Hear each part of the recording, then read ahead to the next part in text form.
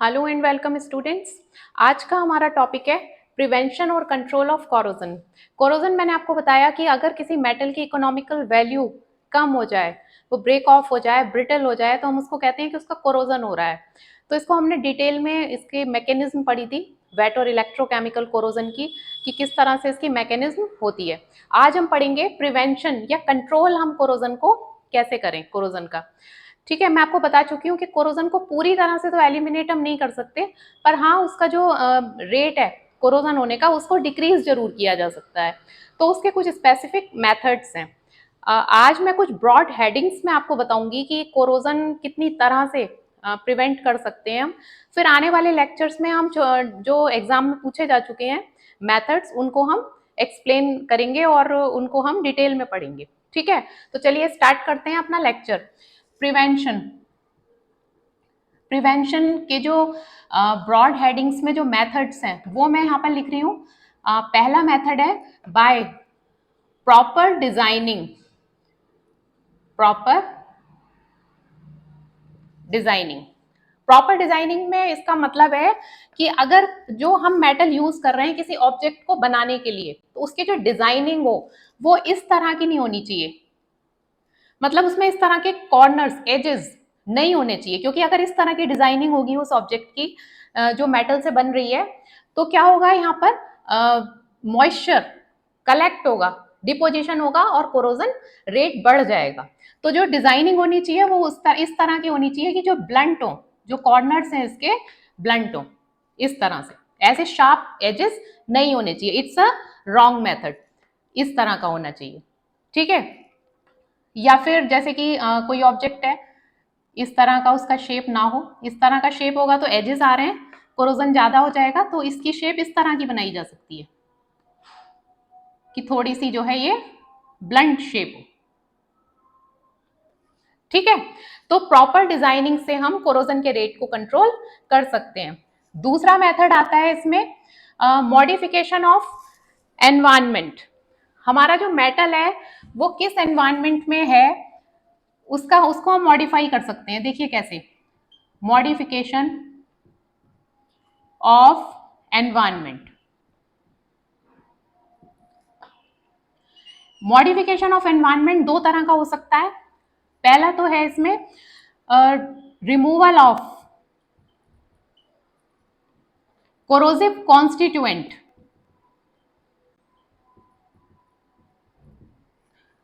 Removal of corrosive constituents.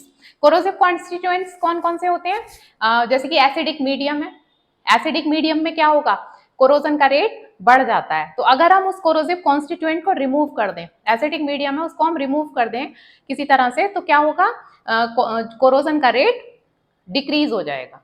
ठीक है, इसके बाद है uses of inhibitors. Uses of inhibitors, inhibitors क्या होते हैं, जो कोरोजन के रेट को डिक्रीज करें। मतलब जब भी कोरोजन होगा तो उसमें एक एनोडिक रिएक्शन होंगी और कैथोडिक रिएक्शन होंगी। तो अगर हम ऐसे इनहिबिटर्स यूज कर लें, केमिकल्स, जब मैन्युफैक्चर कर रहे हैं हम किसी ऑब्जेक्ट का, मेटल से हम कोई ऑब्जेक्ट बना रहे हैं, तो ऐसे कुछ इनहिबिटर मैन्युफैक्चरिंग के टाइम पर ही ऐड कर दें, जो कि उसमें एनोडिक रिएक्शन को या तो इनहिबिट कर दें, रिड्यूस कर दें, या फिर कैथोडिक रिएक्शंस को इनहिबिट कर दें, उनके रेट को कम कर दें, तो भी कोरोजन का रेट घट जाता है। क्योंकि जब एनोडिक और कैथोडिक रिएक्शन से ही कोरोजन हो रहा है, और अगर हम उनके ही रेट को डिक्रीज कर देंगे तो क्या होगा, कोरोजन का रेट ऑब्वियसली डिक्रीज हो जाएगा। ठीक है, तो यूज ऑफ इनहिबिटर्स, जैसे मैंने बताया, ये सब जो हेडिंग्स मैं लिख रही हूँ आज ब्रॉड हेडिंग्स में बता रही हूँ मैं, आने वाले लेक्चर्स में मैं इन सबको एक्सप्लेन करूंगी डिटेल में। ठीक है, तो अभी आप इतना समझ लीजिए तो क्लियर हो जाएगा। इस पर क्वेश्चन आता है, शॉर्ट नोट भी आता है। तो इसमें ये हो गया यूजेस ऑफ इनहिबिटर्स। तो दो तरह के होंगे, कैथोडिक इनहिबिटर्स।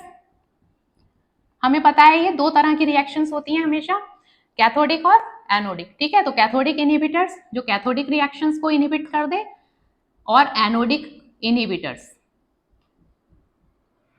क्लियर हो गया ये?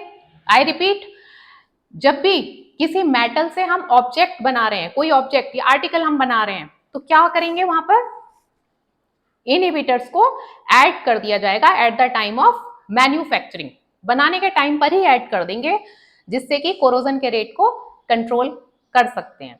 ठीक है, तो ये दो तरह के इनहिबिटर्स यूज होंगे।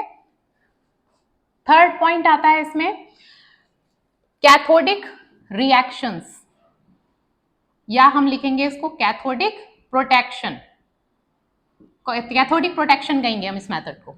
ठीक है, तो कैथोडिक प्रोटेक्शन का क्या मतलब है यहाँ पर?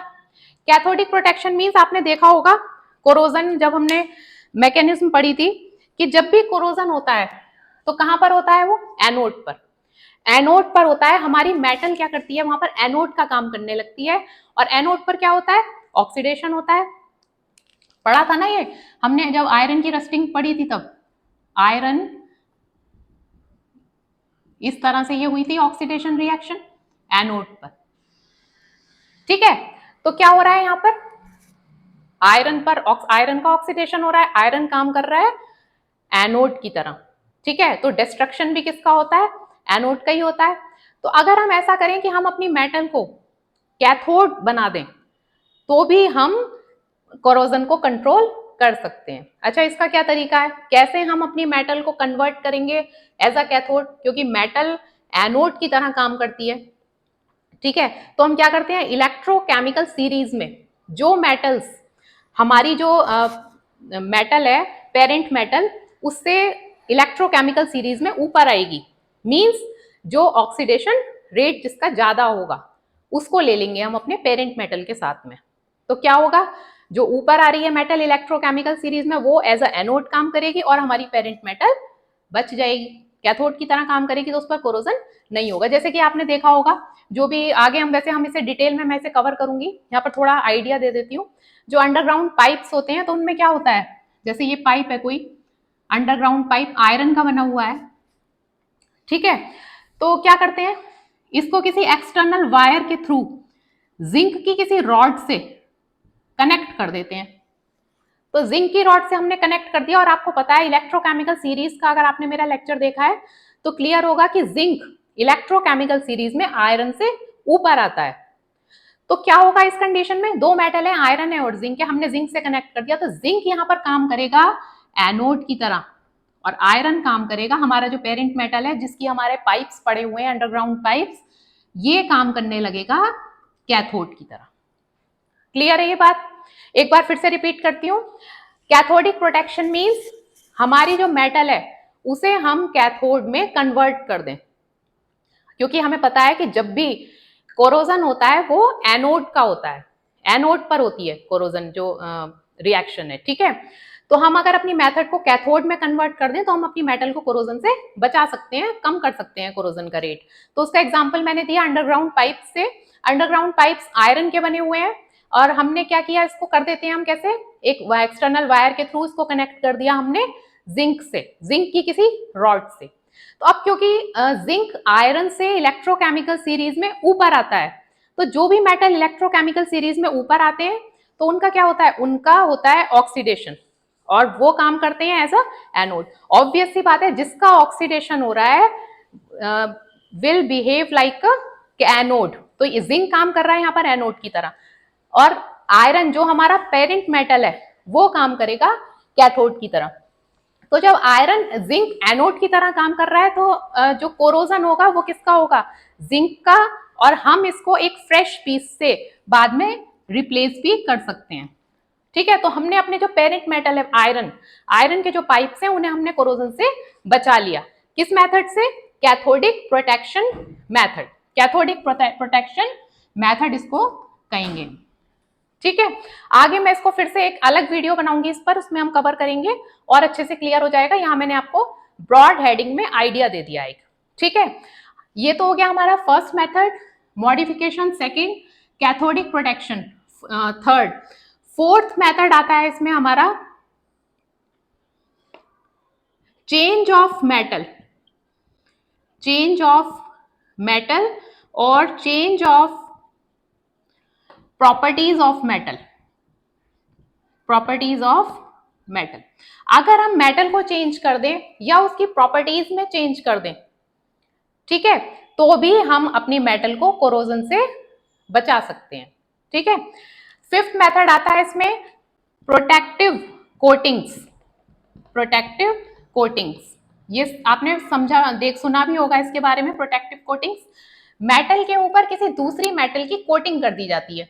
जैसे कि मान लीजिए हमारे पास जिंक है, जिंक का कोई ये आयरन है फॉर एग्जांपल, ठीक है, आयरन का कोई ऑब्जेक्ट है, हम इसके ऊपर किसकी कोटिंग कर दें, जिंक की कर दें कोटिंग हम इसे, तो क्या होगा, हम अपने आयरन की मेटल को जो ऑब्जेक्ट है उसको कोरोजन से बचा सकते हैं। जैसे कि मैंने यहाँ पर एग्जांपल दिया आपको, जिंक और आयरन अगर साथ में होंगे तो कोरोजन किसका होगा, जिंक का होगा, क्योंकि जिंक एनोड की तरह काम करेगा, ठीक है। लेकिन अगर कभी ऐसा हो जाए कि इसमें क्रैक आ जाए बीच में, यहां पर क्रैक आ गया, तो हमारी आयरन की मेटल जो हमारा ऑब्जेक्ट है ये एनवायरनमेंट के लिए एक्सपोज हो जाएगा, और अगर ये एक्सपोज हो गया तो फिर इसका कोरोजन बहुत तेजी से रैपिडली होगा, ठीक है। तो फिलहाल हमारा जो मेथड है प्रोटेक्टिव कोटिंग, इससे भी हम अपने पेरेंट मेटल को काफी हद तक कोरोजन से बचा सकते हैं। कोरोजन को पूरी तरह एलिमिनेट नहीं कर सकते, पर हाँ उसके जो रेट है उसको डिक्रीज जरूर किया जा सकता है। तो आज हमने ये थोड़ा ब्रॉड हेडिंग्स में समझा कि हम कैसे कंट्रोल कर सकते हैं कोरोजन को, ठीक है। आई होप आपको क्लियर हुआ होगा।